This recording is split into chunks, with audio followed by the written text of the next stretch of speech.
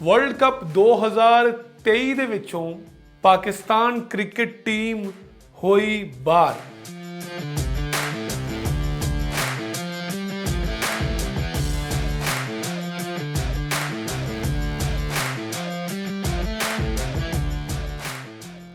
ਦੋ ਹਜ਼ਾਰ 23 ਦੀ world cup ਤੋਂ ਬਾਅਦ ਬਾਬਰ ਆਜ਼ਮ ਦੀ ਕਪਤਾਨੀ ਵੀ ਖਤਰੇ ਦੇ ਵਿੱਚ। ਵਰਲਡ ਕੱਪ ਦੇ ਵਿੱਚ ਹਾਰ ਦੀ ਜ਼ਿੰਮੇਵਾਰੀ ਕਿਹਦੇ ਉੱਤੇ ਸੁੱਟੀ ਜਾਏਗੀ?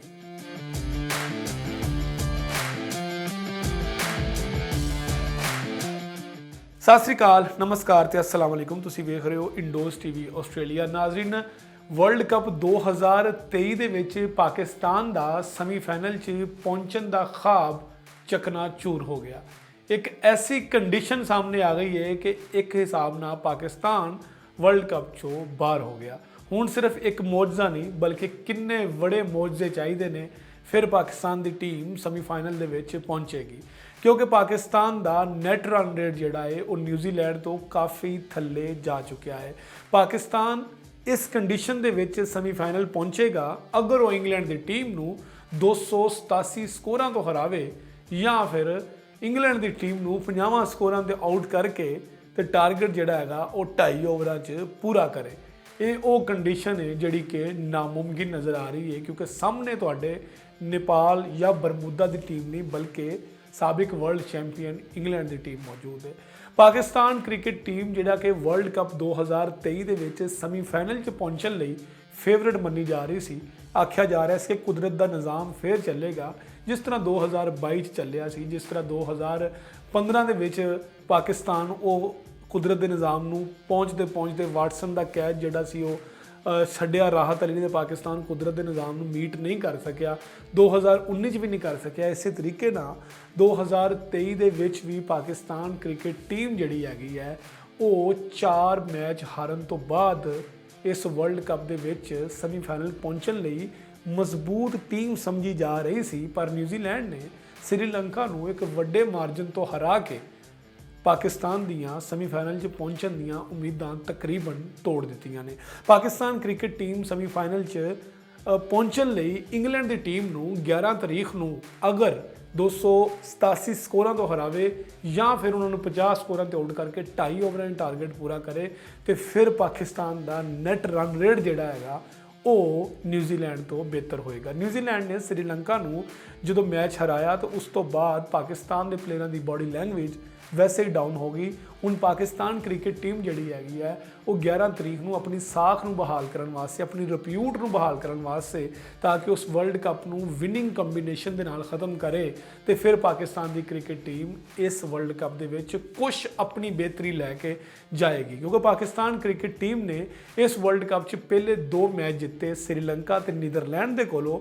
ਉਸ ਤੋਂ ਬਾਅਦ ਪਾਕਿस्तान ਨੂੰ ਹਾਰ मिली इंडिया को, फिर हार मिली ऑस्ट्रेलिया को, फिर अफगानिस्तान को पाकिस्तान अपसैट होया तो उस तो बाद पाकिस्तान साउथ अफ्रीका कोलों भी 1 विकेट तो मैच हारन तो बाद कुदरत के निज़ाम के उपर डिपेंड करना शुरू हो गया। कुदरत के निज़ाम सोशल मीडिया के ट्रेंड भी करता है, जिसका मतलब ये है कि अगर कोई टीम फलानी टीम को हरे, बारिश हो जाए, नेट रन रेट इस तरह हो जाए तो फिर पाकिस्तान टीम अगे आएगी। जिस तरह पाकिस्तान क्रिकेट टीम 2022 के T20 वर्ल्ड कप के आस्ट्रेलिया च सैमीफाइनल च पहुंचा सी। पाकिस्तान अपना पहला मैच इंडिया को हारिया, दूसरा मैच पाकिस्तान जिम्बाब्वे के कोलों अपसैट हो गया सी, लेकिन इसके बावजूद भी पाकिस्तान उस इवेंट के फाइनल च पहुंचा तो इंग्लैंड के कोलों हार मिलन तो बाद पाकिस्तान उस वर्ल्ड कप के रनर अप टीम रही सी। लेकिन 2023 के वर्ल्ड कप के पाकिस्तान क्रिकेट टीम के उत्ते बहुत ज़्यादा उम्मीदां लाइया जा रही सी, क्योंकि Pakistan cricket team as a number 1 ODI cricket team इस वर्ल्ड कप के शिरकत कर रही सी। पाकिस्तान ने नो डाउट वर्ल्ड कप की हिस्टरी का सब तो वड्डा स्कोर चेज किया 345 श्रीलंका के खिलाफ, तो उस तो बाद पाकिस्तान क्रिकेट टीम जी सी वो इंडिया ते आस्ट्रेलिया के कोलों हार गई, लेकिन अफगानिस्तान के कोलों पाकिस्तान का हारना नहीं सी बनता। अगर पाकिस्तान की क्रिकेट टीम अफगानिस्तान के कोलों जित जाती तो पाकिस्तान नूं अज रन रेट के उपर रिलाय नहीं करना पैना सी। इसलिए पाकिस्तान नूं जिहड़ी ਅਫਗਾਨਿਸਤਾਨ ਦੇ ਕੋਲੋਂ ਹਾਰ ਮਿਲੀ ਹੈ, ਪਾਕਿਸਤਾਨ ਉਸ ਹਾਰ ਦੀ ਵਜ੍ਹਾ ਤੋਂ ਇਸ ਵਰਲਡ ਕੱਪ ਦੇ ਵਿੱਚੋਂ ਬਾਹਰ ਹੋਇਆ ਹੈ, ਕਿਉਂਕਿ ਪਾਕਿਸਤਾਨ ਦੀ ਕ੍ਰਿਕਟ ਟੀਮ ਨੇ ਆਪਣੇ ਮਜ਼ਬੂਤ ਮੈਚ ਜਿੱਤ ਲਏ ਸੀ।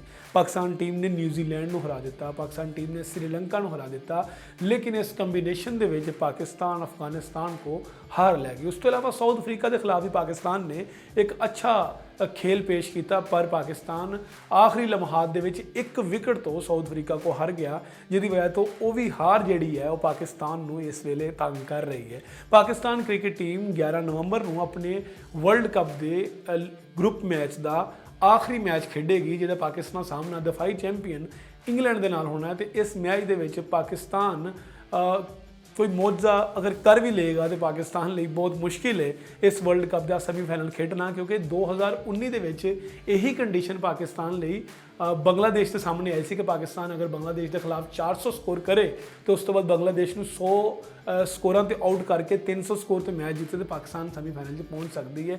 ਪਰ ਪਾਕਿਸਤਾਨ ਬੰਗਲਾਦੇਸ਼ ਦੇ ਖਿਲਾਫ ਇਹ ਨਹੀਂ ਸੀ ਕਰ ਸਕਿਆ। ਪਰ ਹੁਣ ਇੰਗਲੈਂਡ ਦੇ ਖਿਲਾਫ ਪਾਕਿਸਤਾਨ ਇਹ ਐਡਾ ਵੱਡਾ ਮਾਰਜਨ ਕਿਸ ਤਰ੍ਹਾਂ ਕਰੇਗਾ, ਇਹ ਆਉਣ ਵਾਲਾ ਵੇਲਾ ਹੀ ਦੱਸੇਗਾ। ਵੇਖਦੇ ਰਹੋ ਇੰਡੋਜ਼ ਟੀਵੀ ਆਸਟ੍ਰੇਲੀਆ।